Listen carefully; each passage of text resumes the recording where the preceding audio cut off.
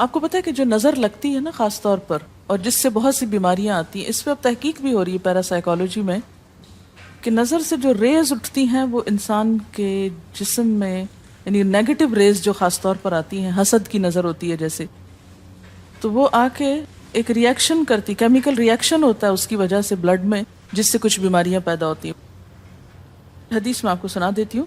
حضرت ام سلمہ سے روایت ہے کہ آپ صلی اللہ علیہ وسلم نے ایک لڑکی کے چہرے پر کالے پیلے رنگ کا نشان دیکھا تو آپ نے فرمایا اسے نظر بد لگ گئی ہے، اس پر دم کرو۔ حضرت جابر کہتے ہیں کہ آپ صلی اللہ علیہ وسلم نے آل حزم کو سانپ کے ڈسنے کی وجہ سے دم کرنے کی رخصت دی، اور آپ نے اسما بنت امیس سے پوچھا کیا وجہ ہے کہ میرے بھتیجے کمزور ہیں، کیا فقر و فاقہ کا شکار ہیں، یعنی کھانے پینے کے باوجود یہ کیوں کمزور ہیں، کیا ان کو کچھ کھانے کو نہیں ملتا؟ انہوں نے کہا نہیں، بلکہ انہیں نظر بد بہت جلد لگ جاتی ہے، تو آپ نے فرمایا ان پر دم کیا کرو۔ یعنی جس بیماری کی سمجھ میں نہ آئے کہ کھائے پیے بھی انسان جوان بھی ہو لیکن اس کو صحت ہو ہی نہ، کوئی ظاہری سبب معلوم ہی نہ ہو، تو ایسے شخص پر دم کرنا چاہیے۔ حضرت عائشہ صدیقہ کہتی ہیں کہ رسول اللہ صلی اللہ علیہ وسلم نظر بد کی وجہ سے دم کرنے کا حکم دیتے تھے۔ حضرت انس کہتے ہیں کہ آپ صلی اللہ علیہ وسلم نے نظر بد اور بچھو وغیرہ کے ڈسنے سے اور پھوڑوں سے دم کرنے کی اجازت دی، یعنی پھوڑے وغیرہ جو ہوتے ہیں نا اس پر بھی دم کی اجازت دی، تو جسمانی بیماری ہے نا۔ اور نظر کے بارے میں تو یہ بھی کہا گیا ہے، حدیث میں آتا ہے کہ نظر بد کا لگنا حق ہے، انسان کو اونچے پہاڑ سے گرا سکتی، کیونکہ ہوتا کیا ہے کہ جب ایک خاص اینگل سے دیکھا جاتا ہے تو دوسرے انسان کے جسم میں جیسے لرزہ سا آ جاتا ہے نا، اور انسان ہل جاتا ہے۔ اس کی دلیل قرآن میں بھی ہے، ایک سورت کے آخر میں آتا ہے وَإِن يَكَادُ الَّذِينَ كَفَرُوا لَيُزْلِقُونَكَ بِأَبْصَارِهِمْ لَمَّا سَمِعُوا الذِّكْرَ، کہ قریب ہے کہ کچھ کافر آپ کو اپنی نگاہوں سے کیا کر دیں، پھسلا دیں جب یہ قرآن سنتے ہیں۔ یعنی وہ سننے نہیں آتے تھے، صرف آپ کو گھورتے رہتے تھے۔ اور کس لیے گھورتے رہتے تھے؟ تاکہ آپ بول نہ سکیں، آپ لرز جائیں، ڈگمگا جائیں، اپنا کام چھوڑ دیں، بری نیت سے آتے تھے۔ وَيَقُولُونَ إِنَّهُ لَمَجْنُونَ، کہتے ہیں کہ یہ تو مجنون ہو گیا۔ آپ صلی اللہ علیہ وسلم نے فرمایا نظر بد حق ہے، اگر تقدیر سے کوئی چیز سبقت لے جا سکتی ہوتی تو وہ نظر بد ہے۔ پتہ کیسے چلے؟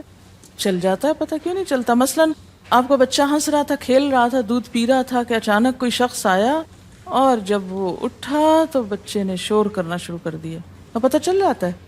بعض اوقات گھر ہی کے لوگوں کی لگ جاتی، بعض اوقات محبت سے بھی لگ جاتی، کہ بچہ کھیل رہا تھا، آپ دیکھتے کہ وہ گر پڑا، اچانک رونا دھونا شروع ہو گیا، سر پٹ گیا۔ حدیث میں آتا ہے نظر بد انسان کو موت تک اور اونٹ کو ہانڈی تک پہنچا دیتی ہے۔ اونٹ کو ہانڈی تک پہنچانے کا مطلب کیا ہے؟ ذبح کرنا پڑ جاتا ہے، تڑپنے لگتا ہے۔ آپ صلی اللہ علیہ وسلم نے فرمایا اللہ کی قضاء اور تقدیر کے بعد سب سے زیادہ نظر بد کی وجہ سے میری امت میں اموات ہوں گی۔ آپ صلی اللہ علیہ وسلم نے فرمایا نظر بد سے اللہ کی پناہ طلب کیا کرو، کیونکہ نظر بد کا لگنا حق ہے۔ اسما بنت امیس نے آپ سے گزارش کی کہ بنو جعفر کو نظر بد لگ جاتی ہے تو کیا وہ ان پہ دم کر سکتی ہیں؟ آپ نے فرمایا ہاں، یعنی ایک عورت بھی دم کر سکتی ہے، اور اگر تقدیر سے کوئی چیز سبقت لے جانے والی ہوتی تو وہ نظر بد ہے۔ آپ نے فرمایا بے شک نظر بد انسان پر اثر انداز ہوتی ہے، حتیٰ کہ اگر وہ ایک اونچی جگہ پر ہو تو نظر کی وجہ سے گر بھی سکتا ہے، یعنی فزیکلی بھی اثر انداز ہوتی۔ اور آپ دیکھیں کہ وہ قرآن پاک میں نہیں آتا وَمِن شَرِّ حَاسِدٍ إِذَا حَسَد، اور حاسد کے شر سے جب وہ حسد کرے، تو نظر بد ہوتی کس کی ہے؟ حاسد کی ہوتی۔ بری نظر کس کی ہوتی ہے؟ حاسد کی۔ تو جو صبح شام 3 دفعہ یہ پڑھتے رہیں ان کو حاسد کچھ نہیں کر سکتے، ان کا کچھ نہیں بگاڑ سکتے، جتنا چاہیں گھورتے رہیں۔ اسی طرح ابن کثیر نے کہا کہ نظر بد کا اللہ کے حکم سے لگنا اور اثر انداز ہونا حق ہے۔ تو جب اللہ کی پناہ لیتے ہیں نا قل اعوذ برب الفلق، قل اعوذ برب الناس، تو آپ نے اللہ کے پناہ لے لی، شیلٹر میں آ گئے آپ۔ اب ہر چیز بیکار ہو رہی ہے، سب نظریں وظریں، اور اگر لگتی بھی ہے انسان کو تو کس سے؟ اللہ کے اذن سے لگتی۔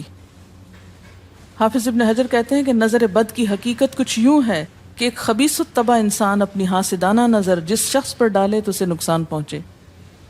ابن قیم کہتے ہیں کچھ کم علم لوگوں نے نظر بد کی تاثیر کو باطل قرار دیا ہے، اور ان کا کہنا ہے کہ یہ محض توہم پرستی ہے اور اس کی کوئی حقیقت نہیں، لیکن حقیقت یہ ہے کہ یہ لوگ سب سے زیادہ جاہل اور ارواح کی صفات اور ان کی تاثیر سے ناواقف ہیں، اور ان کی عقلوں پہ پردہ پڑا ہوا ہے، جبکہ تمام امتوں کے عقلاء باوجود اختلاف مذاہب کے نظر بد سے انکار نہیں کرتے، یعنی صرف اسلام میں نہیں، دیگر مذاہب میں بھی یہ کانسیپٹ پایا جاتا ہے، اگرچہ نظر بد کے سبب اور اس کی جہت تاثیر کے سلسلے میں ان میں اختلاف ہے۔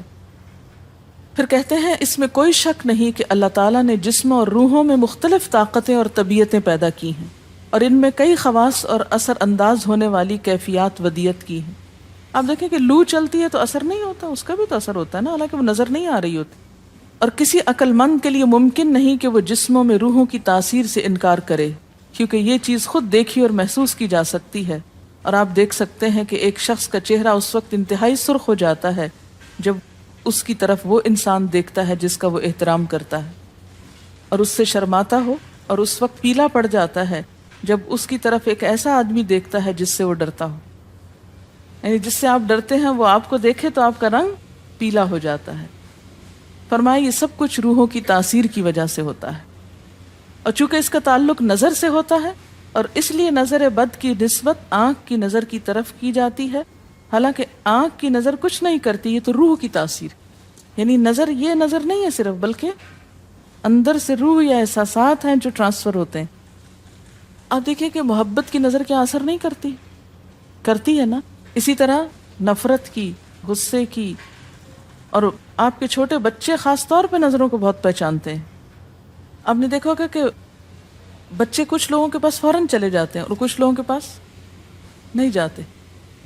بچوں کی مثال اس لیے دے رہی ہوں کہ وہ معصوم ہوتے ہیں نا، ان کو کسی نے سکھایا پڑھایا نہیں ہوتا کہ ادھر جاؤ اور ادھر نہ جاؤ، اور اگر آپ سکھائیں پڑھائیں بھی تو پھر بھی وہ اپنی مرضی کرتے ہیں، آپ کی نہیں مانتے، تو وہ ایک طرح سے بہترین جج ہوتے ہیں۔ بعض لوگوں کو دیکھ کے بچے رونے لگتے ہیں، بعض کو دیکھ کے مسکرانے لگتے ہیں، تو یہ ایسا کیوں ہوتا ہے؟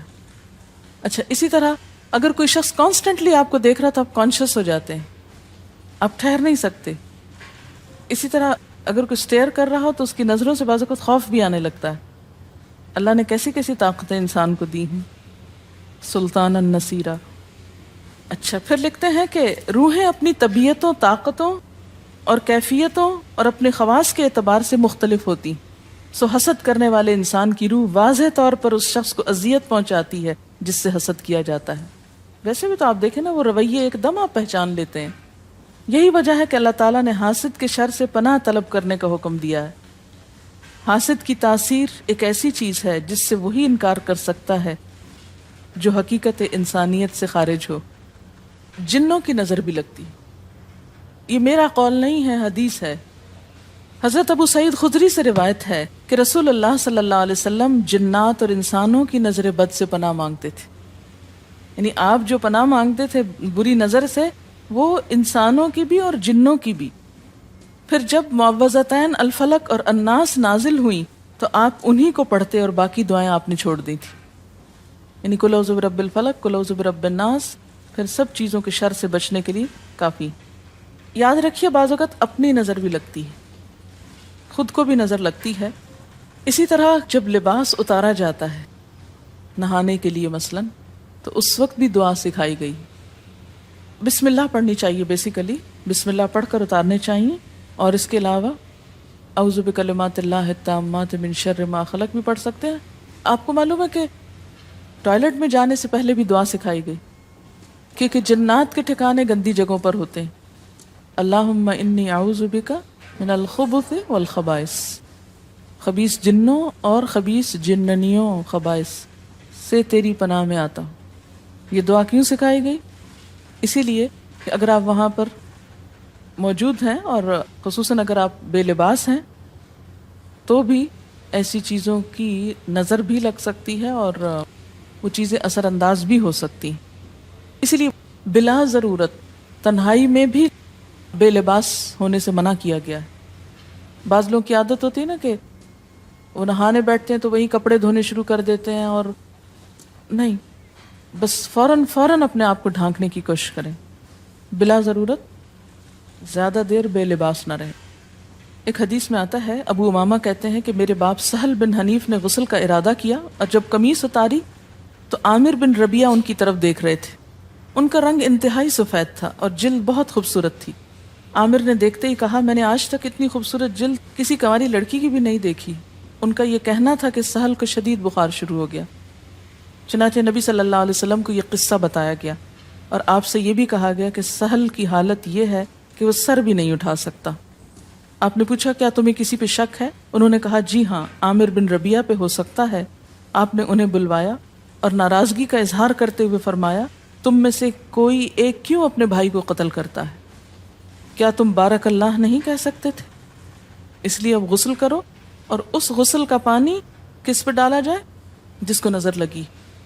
عامر نے اپنا چہرہ، ہاتھ، کوہنیاں، ٹخنے، پاؤں اور اپنی چادر کے اندرونی حصے دھوئے، پھر اسی پانی کو آپ نے سہل کے اوپر پیچھے سے بہا دیا، یہ نہیں کہ اس کے منہ پہ ڈالنا، پیچھے سے بہا دیا، اور سہل فوراً ٹھیک ہو گئے۔